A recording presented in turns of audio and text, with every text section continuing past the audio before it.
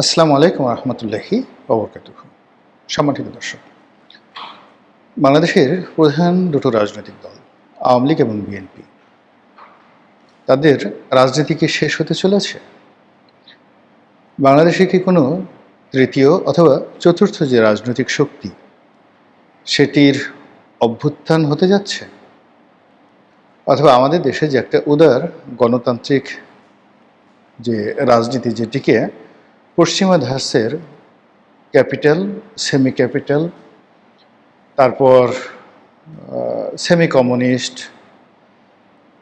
Semi ধর্মনিরপেক্ষ, আবার অনেকটা সেমি ফান্ডামেন্টাল, সব মিলিয়ে একটা ধর্মনিরপেক্ষতার আড়ালে সব কিছুর একটা জগা খিচুড়ির রাজনীতি এবং সরকার ব্যবস্থা চালু ছিল আজকের দিন পর্যন্ত। এটা কি আগামীকাল চলবে, নাকি এখানে একটা উগ্র দক্ষিণপন্থা চলে আসবে,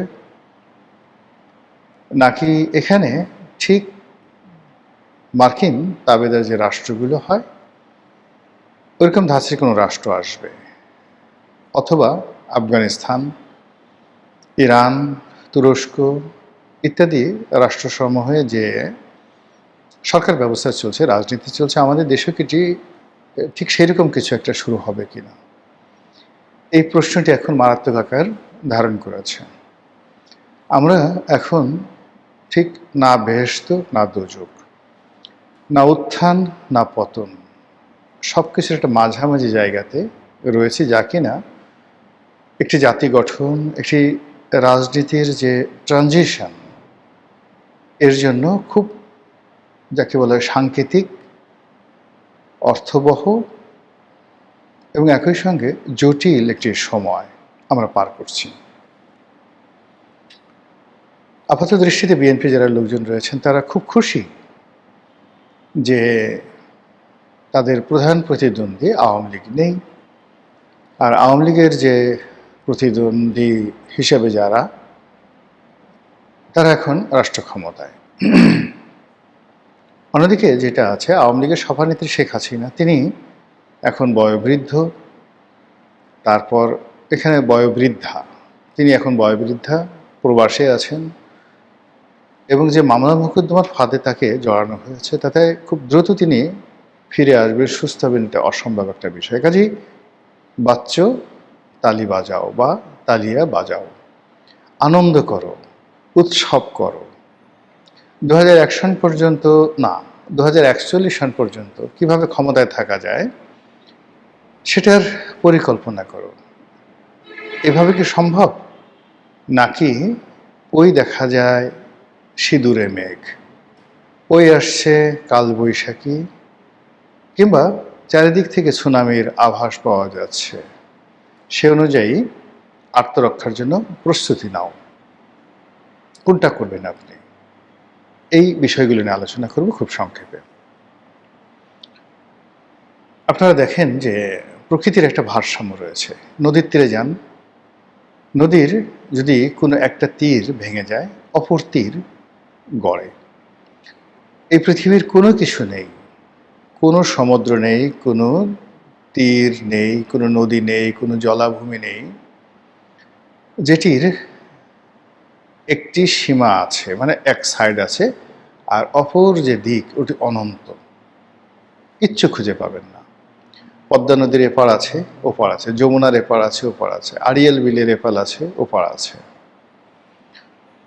রাজনীতিরও এপার আছে, ওপার আছে, মানে শক্ত একটা প্রতিদ্বন্দ্বী থাকতে হবে। যে রাষ্ট্রে, যে সমাজে এই রাজনৈতিক প্রতিদ্বন্দ্বী না থাকে, সেই রাষ্ট্রে কখনোই রাজনৈতিক বিধি ব্যবস্থা প্রাতিষ্ঠানিক লোক লাভ করে না। একটি দল খুব বেশি শক্তিশালী হয়ে যায় মানে সেই দলটি পতিত হওয়ার জন্য, পতন হওয়ার জন্য সেই দলের এই শক্তিমত্তা ব্যাপক হারে বাড়তে থাকে। আপনি যদি ইটালির ফ্যাসিজমের চিন্তা করেন, মুসোলিনি অত্যন্ত জনপ্রিয় দল হিসেবে, জনপ্রিয় ব্যক্তি হিসেবে তিনি ক্ষমতায় এলেন, আর সকল রাজনৈতিক প্রতিপক্ষকে শেষ করে দেওয়ার পর তিনি শেষ হয়ে গেলেন চিরতরে। এখন ফ্যাসিস্ট যে শব্দটি, এটি একটা গালি। সিমিলারলি ইতালির নাৎসিবাদ অত্যন্ত জনপ্রিয়।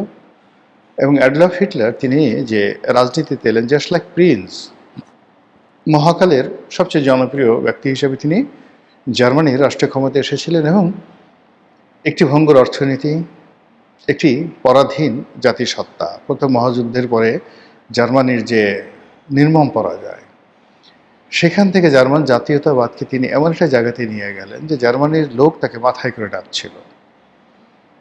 সেই তিনি হঠাৎ করে প্রতিদ্বন্দ্বী দমন করার নামে যে তাণ্ডব শুরু করলেন, সেই তাণ্ডবে সারা পৃথিবী তছনছ হল। তিনি আত্মহত্যা করলেন, তার দল চিরতরে শেষ হয়ে গেল। তো সেই দিক থেকে আমাদের বাংলাদেশে এই যে মানে প্রতিপক্ষকে দমন করার যে কালচার, এটা শুরু হয়ে গেল এরশাদ জামানা থেকে। এরশাদ ক্ষমতা এসে বিএনপি ভাঙলেন, আওয়ামী লীগ ভাঙলেন, সবশেষে নিজে ভেঙে চুরমার হয়ে গেলেন। এখন জাতীয় পার্টি রংপুরে আছে, গাইবান্ধাতে আছে নাকি বনানীতে আছে, আপনাদের খুঁজতে হবে। এরপর আপনি ধরুন 2001 সনে বিএনপি ক্ষমতায় এলেন। ওই সময়টাতে জঙ্গিবাদ বাড়ল, 21শে আগস্টের গ্রেনেড হামলা হলো, আওয়ামী লীগ তছনছ হয়ে যাওয়ার উপক্রম হলো। বিনিময়ে একাগার এলো বিএনপি, সেই যে তার উপর যে জুলুম নির্যাতন অত্যাচার শুরু হলো, যার ফলে 17টি বছর এই দলটি ক্ষমতার বাইরে। এখান থেকে আওয়ামী লীগ কোনো শিক্ষা নিল না, তারা ক্ষমতায় আসার পর বিএনপিকে ভাঙার চেষ্টা করলো, আবার প্রতিদ্বন্দ্বী সরানোর চেষ্টা করলো। বিএনপির যে সভানেত্রী বা চেয়ারপারসন বেগম খালেদা জিয়া, মনে করা হলো যে তিনি থাকবে না তো বিএনপি থাকবে না, তাকে শেষ করে দেওয়ার জন্য সব চেষ্টা আওয়ামী লীগ করল। ওই সময়টাতে বাংলাদেশে অনেকেই বলেছেন, তার মধ্যে আমিও বলেছি, লিখেছি এবং বলেছি, কোটি কোটি মানুষ তার সাক্ষী। আমি সেই কালা পাহাড় ধলা পাহাড়ের গল্প দিয়ে তৎকালীন প্রধানমন্ত্রীকে বোঝানোর চেষ্টা করেছি, খালেদা জিয়ার পতন হলে আপনারও পতন হবে। খালেদা জিয়া যদি মারা যায় আপনি বেঁচে থাকবেন না। এর কারণ হলো যে আপনি নিজেকে যতই শ্রেষ্ঠ মনে করেন, আল্লাহ সবসময় করে কি সমসাময়িক সেম যোগ্যতার লোক দিয়ে দেয় পৃথিবীতে এবং একটা দেশে। এখন তারেক রহমান সাহেব আছেন প্রধানমন্ত্রী, তার সাথে শফিকুর রহমান 19-20 পার্থক্য। তারেক রহমানের সাথে যারা আছেন, আপনি ধরেন নুরুল হক নুরু আছেন, ববি হাজ্জাজ আছেন, পার্থ আছেন, সানি আছে, ওনার এপিএস, মাহাদি আমিন আছে, তারপরে যাকে বলা হয় মাহাদি আমিনের সাথে হুমায়ুন কবির আছে। এদেরকে যদি আপনি ধরেন ক্ষমতার বলয়, এর অপোজিটে জামাতের সাথে ডক্টর মাসুদ, এনসিপি নাহিদ, সার্জিস, তারপর অন্যান্য যারা আছেন, হাসনাত আবদুল্লাহ, এরা সবাই আপনি যদি ধরেন, এদের মধ্যে গুণগত পার্থক্য 19-20, শারীরিক মানসিক পার্থক্য 19-20। এখন এর মধ্যে যদি কেউ মনে করে আমি খুব সুপারম্যান, রং। আল্লাহ এইভাবে সিলেক্ট করে দেয়, এভাবেই প্রকৃতি তৈরি হয়। যখন পৃথিবীর সব মানুষগুলো একসাথে তৈরি হয়, আপনি চিন্তা করেন জুলিয়াস সিজার যখন ছিলেন তখন পম্পে দি গ্রেট ছিলেন, তখন ক্রেশাস দ্য গ্রেট ছিলেন। জুলিয়াস সিজার যখন ছিলেন তখন ক্লিওপেট্রা ছিলেন, তাকে বলা হয় one of the greatest queen ever had in the history. এরপরে ছিলেন মার্ক অ্যান্টনিও একই সময়টাতে। আলেকজান্ডার যখন ছিলেন তখন পুরু ছিল, চন্দ্রগুপ্ত মৌর্য ছিল, চাণক্য ছিল এই আমাদের ভারতবর্ষে। এরপর পারস্যে তৃতীয় দারায়ুস ছিলেন। ফলে তিনি যে জয়লাভ করেছিলেন এত সহজ ছিল না। তার প্রায় সমপর্যায়ে রাজনৈতিক নেতৃবৃন্দ ছিলেন। নেপোলিয়ন বোনাপার্ট যখন ছিলেন অলমোস্ট সেম, তারা কখনো ফাঁকা মাঠে গোল দিতে পারেননি। যখন বঙ্গবন্ধু ছিলেন তখন নেলসন ম্যান্ডেলা ছিলেন, ইয়াসির আরাফাত ছিলেন, ফিদেল ক্যাস্ট্রো ছিলেন, মার্শাল টিটো ছিলেন, ইন্দিরা গান্ধী ছিলেন, জুলফিকার আলী ভুট্টো ছিলেন। শেখ হাসিনা যখন ছিলেন, নরেন্দ্র মোদী ছিলেন, ওখানে ইমরান খান ছিলেন, ওখানে ডোনাল্ড ট্রাম্প ছিলেন, জো বাইডেন ছিলেন, বারাক ওবামা ছিলেন, it's almost same. Angela Markle ছিলেন। কাজেই মানে আপনি কখনোই প্রকৃতিতে এরকম সময় যায় না যে এখন এক পক্ষে 10টা বাঘ আর অপর পক্ষে 10টা বিড়াল, নেভার। কাজেই প্রতিদ্বন্দ্বী যত শক্তিশালী হয় তত বেশি রাজনীতি উর্বর হয়, ব্যবসা বাণিজ্য উর্বর হয়। ব্যবসা বাণিজ্য, চাকরি বাকরি, কর্মক্ষেত্রে যদি সুষ্ঠু প্রতিযোগিতা না থাকে, মেধার মূল্যায়ন না থাকে, তাহলে কখনোই একটা সমাজ উর্বর হয় না। তো সেই দিক থেকে আপনি দেখুন যে আওয়ামী লীগ নিষিদ্ধ হয়েছে, আওয়ামী লীগের যত পলিটিক্যাল মেধা আছেন তারা দেশ থেকে বিতাড়িত, তারা জেলখানার মধ্যে। ফলে কি হলো, এখন সরকারি দলে যেটা আছে, yes boss, yes sir, yes হুজুর, ইয়েস হজরত, ইয়েস মাদ্দাজিল্লুহুল আলী। বিরোধী দলে যারা আছেন, ইয়েস মোহতারাম, ইয়েস টাটকা অলি, ইয়েস গাউস, ইয়েস কুতুব, ইয়েস আমিরুল মোমিনিন, ইয়েস আমিরুল মুসলিমিন। এর বাইরে কোনো কিছু নেই। উল্টো কি আছে, 1 2 3 4, 3-এর ছেলে কৌয়া, এগুলো নিয়ে আবার জামাতের আমিরকে নিয়ে যে সমস্ত কথাবার্তা হচ্ছে।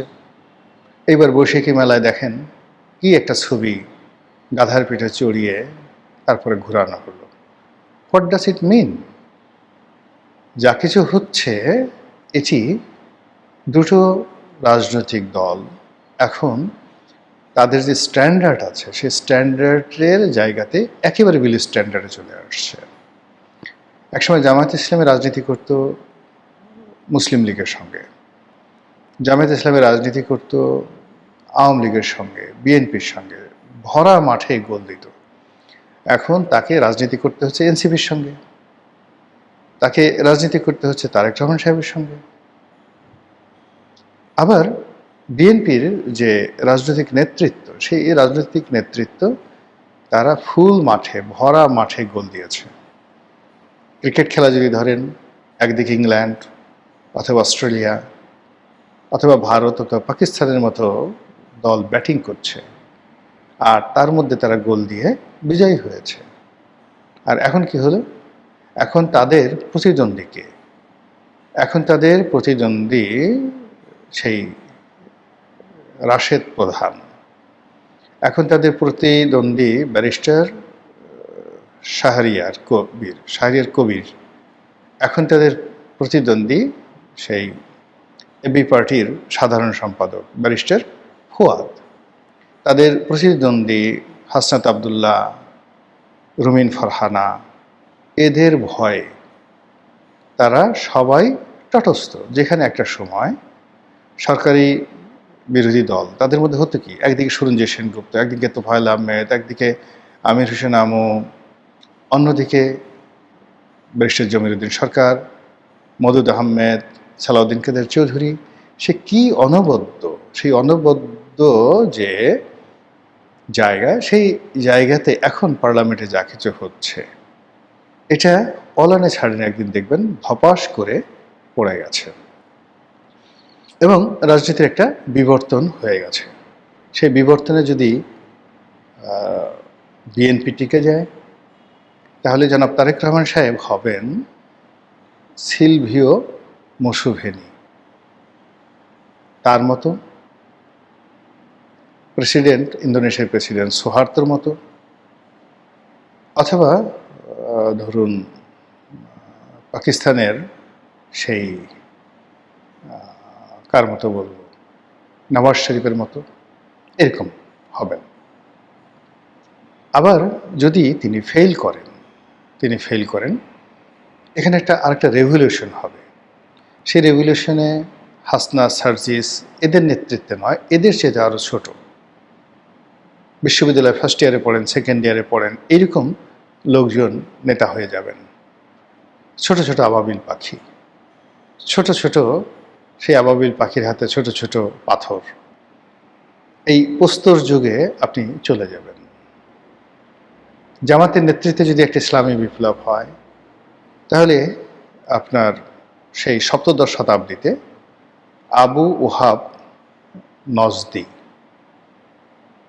তিনি যে সংস্কার করেছিলেন ইবনে সৌদ পরিবারকে নিয়ে, ইবনে সৌদ ডাইনেস্টি প্রতিষ্ঠা করেছিলেন সমস্ত জাজিরাতুল আরবে, এমনি একটা ঘটনা এখানে ঘটবে যদি তিনি সফল হন। আর যদি জামাত ব্যর্থ হয়, তাহলে এখানে মুরসির মতো ঘটনা ঘটতে পারে, অথবা মোল্লা ওমরের মতো ঘটনা ঘটতে পারে, ইত্যাদি নানা কিছু।